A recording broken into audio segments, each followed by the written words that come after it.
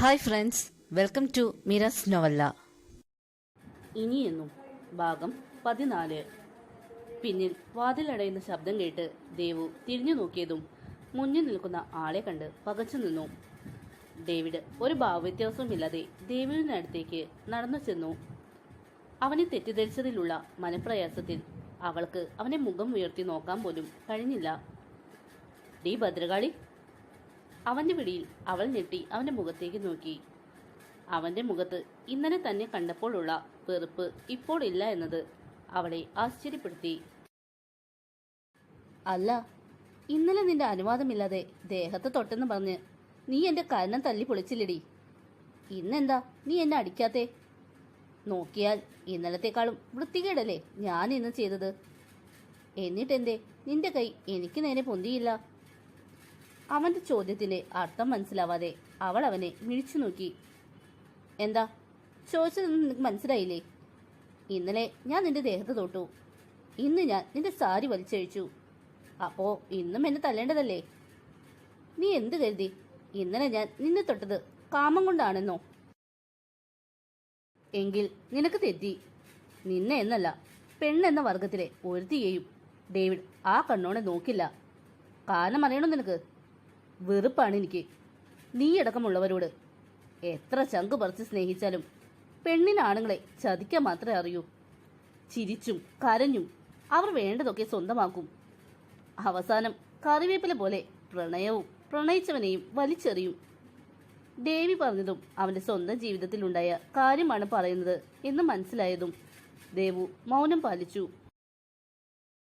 പിന്നെ നീ ഇന്നലെ എന്റെ അമ്മച്ചിയും നിന്നെയും സാമ്യപ്പെടുത്തി പറഞ്ഞല്ലോ. സത്യമാണ്, നീയും അമ്മച്ചിയും സാരി തന്നെയാണ് ഉടുക്കുന്നത്. ആ വസ്ത്രത്തിന് ഒരു മാന്യത കുറവുമില്ല.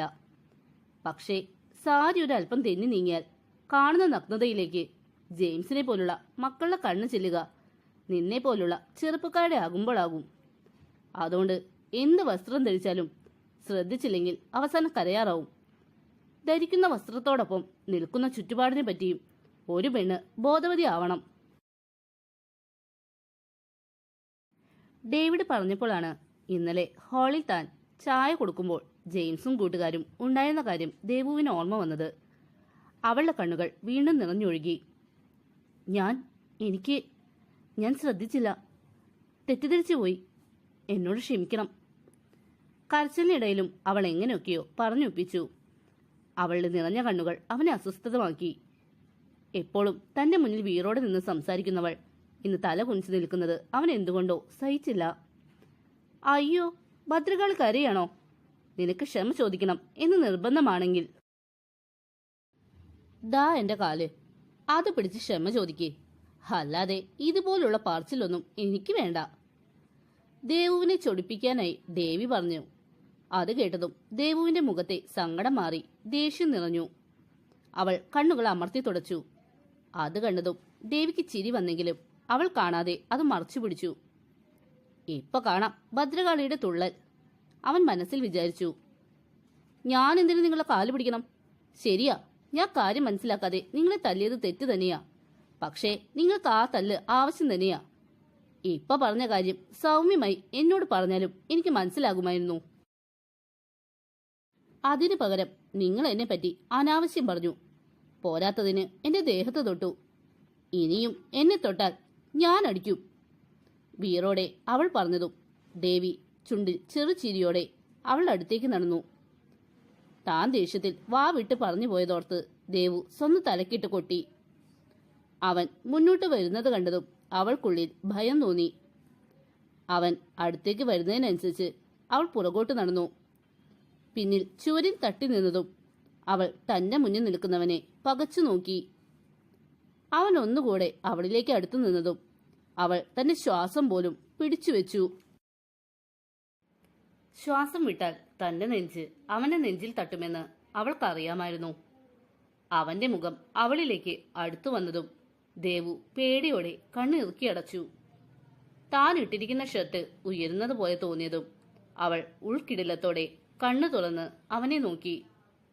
എന്നാൽ അവനെ തടയുവാനോ തള്ളി മാറ്റുവാനോ പോലും സാധിക്കാതെ തന്റെ ദേഹം തളർന്നു പോകുന്നത് അവൾ തിരിച്ചറിഞ്ഞു. അവളുടെ കണ്ണുകളിലേക്ക് തന്നെ നോക്കിക്കൊണ്ട് ഡേവിഡ് അവളുടെ ഷർട്ട് കുറച്ച് പൊക്കി ഒരു കൈകൊണ്ട് പിടിച്ച് മറു കൈയിലിരുന്നിരുന്ന ഓയിൽമെന്റ് അടപ്പ് തുറന്ന് അവളുടെ ഇടുപ്പിലെ പൊള്ളിയ ഭാഗത്ത് പുരട്ടിക്കൊടുത്തു.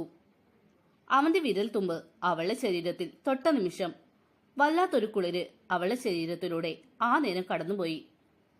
തന്റെ മുന്നിൽ ശ്വാസം പോലും എടുക്കാതെ പകച്ചു നിൽക്കുന്നവളെ കണ്ടതും ദേവി അവളിൽ നിന്നും പിടുത്തം വിട്ട് അകന്നു നിന്നു. താൻ എന്താണ് ചെയ്തത് എന്ന ബോധം അപ്പോഴാണ് അവനും വന്നത്. അവളെ വെറുതെ ഒന്ന് ചൊടിപ്പിക്കണമെന്ന് മാത്രമേ കരുതിയിരുന്നുള്ളൂ. എന്നാൽ അവളുടെ അടുത്തെത്തിയപ്പോൾ യാന്ത്രികമായാണ് മരുന്ന് പുരട്ടിക്കൊടുത്തത്. അവളുടെ അടുത്തെത്തുമ്പോൾ തനിക്ക് എന്തുകൊണ്ടാണ് ഇങ്ങനെ മാറ്റം സംഭവിക്കുന്നത് എന്നത് അവനിൽ അസ്വസ്ഥത നിറച്ചു. അതൊരിക്കലും അവൾ അറിയരുതെന്ന് തീരുമാനിച്ച് മുഖത്ത് ദേഷ്യം വരുത്തി. ഡി അവന്റെ അലർച്ചയിൽ അത്രയും നേരം വേറെ ഏതോ ലോകത്തായിരുന്ന ദേവു സ്വബോധത്തിലേക്ക് വന്നു.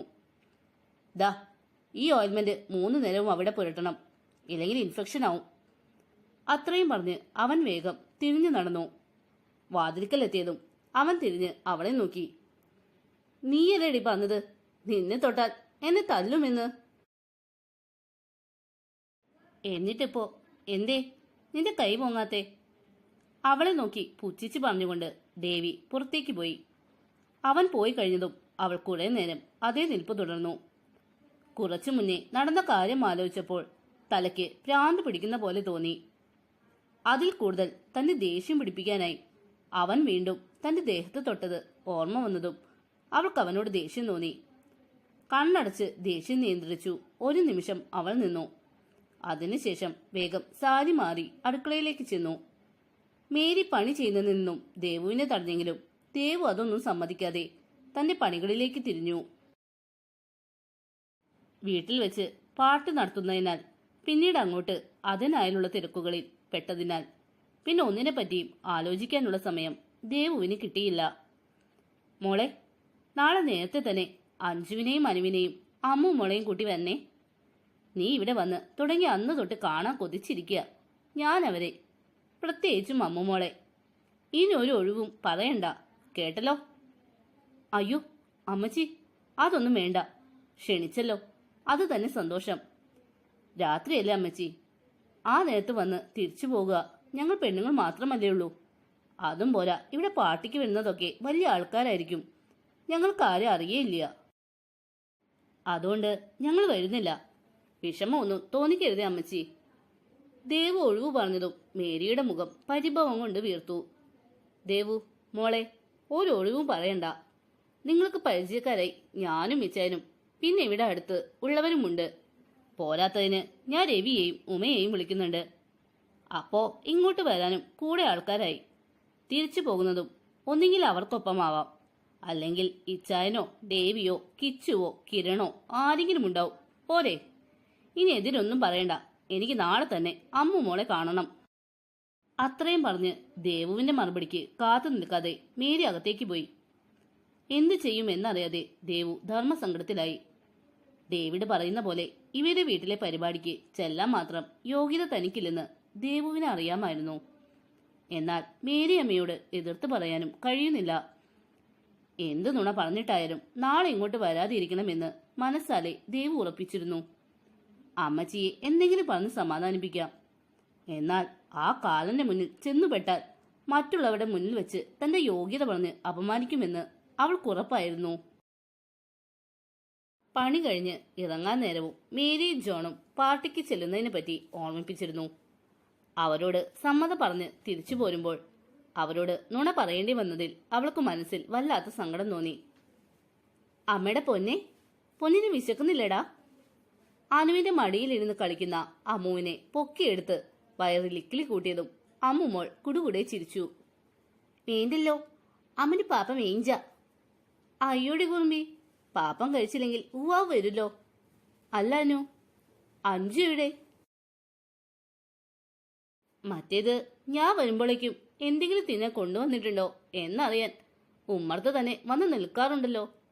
ഇന്നിന്ന് എന്തു പറ്റി? അമ്മു മോളെ കൊഞ്ചിച്ചുകൊണ്ട് തിരിഞ്ഞ് ദേവു അഞ്ജുവിനെ കാണാതെ അനുവിനോട് അന്വേഷിച്ചതും അവളെ മ്ലാനമായ മുഖം കണ്ട് ദേവുവിന് സംശയം തോന്നി. എന്തു പറ്റി അനു? എന്താ നിന്റെ മുഖം വല്ലാതിരിക്കുന്നേ? അവളെവിടെ?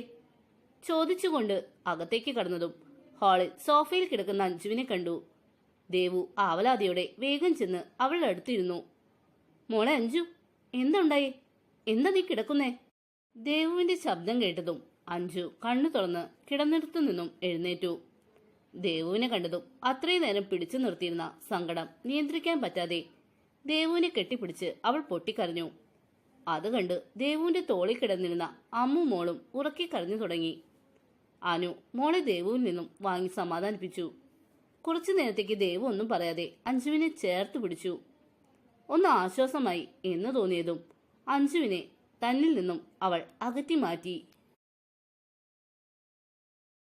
മുഖത്ത് തെളിഞ്ഞു കാണുന്ന വിരൽപ്പാടുകൾ അവളിൽ ദേഷ്യമുണ്ടാക്കി. അവളുടെ കണ്ണുകൾ അഞ്ജുവിനെ തേടിച്ചെന്നതും അഞ്ജു ഇന്ന് നടന്ന കാര്യങ്ങളെല്ലാം തുറന്നു പറഞ്ഞു. എല്ലാം കേട്ട് കഴിഞ്ഞ് ദേവു അഞ്ജുവിനെ ചേർത്ത് പിടിച്ചു. സാരില്ലേ മോളെ, അവരൊക്കെ വലിയ ആൾക്കാരല്ലേ, അങ്ങനെയൊക്കെ പെരുമാറൂ. നമ്മൾ വേണം ശ്രദ്ധിക്കാൻ. എന്തായാലും കഴിഞ്ഞത് കഴിഞ്ഞു. ചേച്ചിയുടെ കുട്ടി വിഷമിക്കണ്ട. അതോ മോൾക്ക് ഇങ്ങനെ ജീവിക്കുന്നതിൽ വിഷമമുണ്ടോ?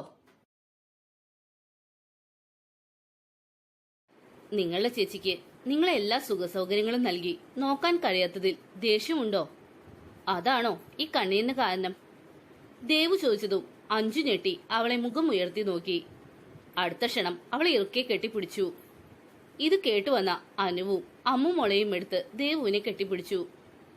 ഞങ്ങളുടെ ചേച്ചിയമ്മയോട് ദേഷ്യം തോന്നേ? ഞങ്ങൾക്ക് വേണ്ടിയല്ലേ ചേച്ചി കഷ്ടപ്പെടുന്നത്? ഞങ്ങൾക്ക് ഒന്നും പറ്റാതിരിക്കാൻ വേണ്ടിയല്ലേ എല്ലാം ഉപേക്ഷിച്ച് ഇങ്ങനെ ജീവിക്കുന്നേ? ഞങ്ങൾക്ക് ജീവനാ ഈ ചേച്ചിയമ്മയെ, അല്ലേടേനു? അഞ്ജു കുറുമ്പോടെ ചോദിച്ചതും അനുവും ചിരിയോടെ ദേവുവിനെ ഒന്നുകൂടി ചേർത്ത് പിടിച്ചു. ഞാനും. ഒന്നും മനസ്സിലായില്ലെങ്കിലും അമ്മുമോളും അവർക്കൊപ്പം കൂടി. നമ്മൾക്ക് ഇങ്ങനെ ജീവിച്ചാൽ മതി ചേച്ചിയമ്മേ. പണവും സമ്പത്തും ഒന്നും വേണ്ട. ഞങ്ങൾക്കൊപ്പം എന്നും ഉണ്ടായാൽ മതി. ചേച്ചിയമ്മയെ കൂടി നഷ്ടപ്പെട്ടാൽ പിന്നെ ഞങ്ങളും ജീവിച്ചിരിക്കില്ല. മോളെ അനു, അങ്ങനെയൊന്നും പറയരുത്.